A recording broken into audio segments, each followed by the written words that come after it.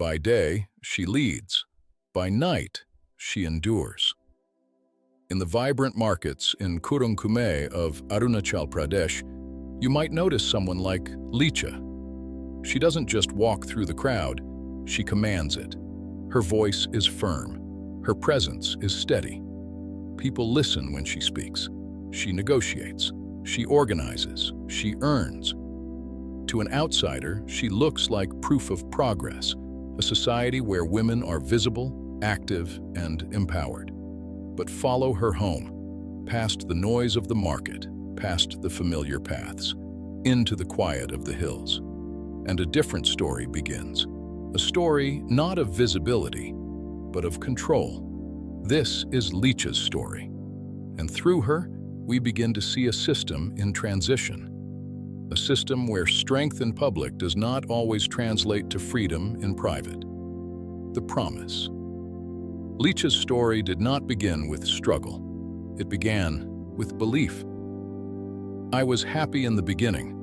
Her marriage was not just a personal choice, it was tradition in motion, a system shaped not by written law, but by deeply rooted custom. Her husband's family brought mithun, ornaments, cash, and valuables as bride price.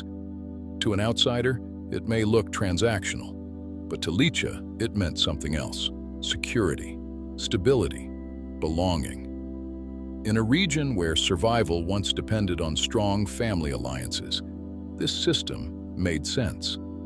She entered the marriage not as an individual alone, but as part of a structure. She was the first wife, the center, the foundation of the household. At that time, nothing felt broken. The shift. But systems don't always break loudly. Sometimes they shift quietly until the impact becomes impossible to ignore.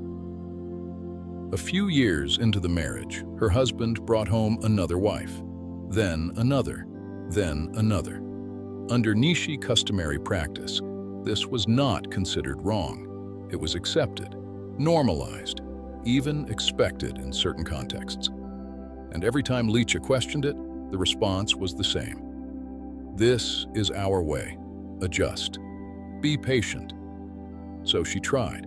She shared her home, her time, her place. Not because she accepted it, but because the alternative felt impossible.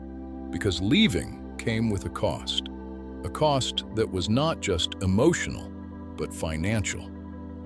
Under customary practice, separation meant returning everything: the mithun, the money, the valuables.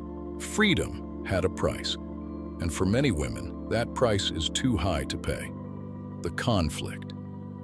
So Licha lived in two worlds. In the market, she led. In her workspace, she managed and contributed. People respected her, listened to her, relied on her. But at home, her choices were limited.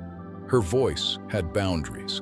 Her life was no longer fully her own. This is the contradiction: visibility without control, participation without power.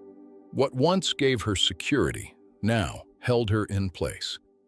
And over time, something inside her began to change. Not loudly, not visibly, but steadily. The weight of compromise, the quiet erosion of self, until one truth became impossible to ignore. She wasn't struggling with a person. She was living within a system that no longer aligned with who she had become. The choice. And then, one day, something shifted. Not around her, within her. She realized something simple, but irreversible. The cost of staying had become greater than the cost of leaving. There was no legal process to guide her, no formal structure to protect her, because customary systems don't always exist on paper. So her decision was not loud, it was not dramatic, it was final. She walked away. No property, no compensation, no demands, just distance. When asked why she didn't fight for what she had built, her answer was quiet, but unwavering. Peace was the only thing left worth taking. The reality. Licha's story is not an exception. It is a reflection. a reflection of a society standing between two forces, tradition and change. For some, these customs represent identity, continuity, and cultural strength.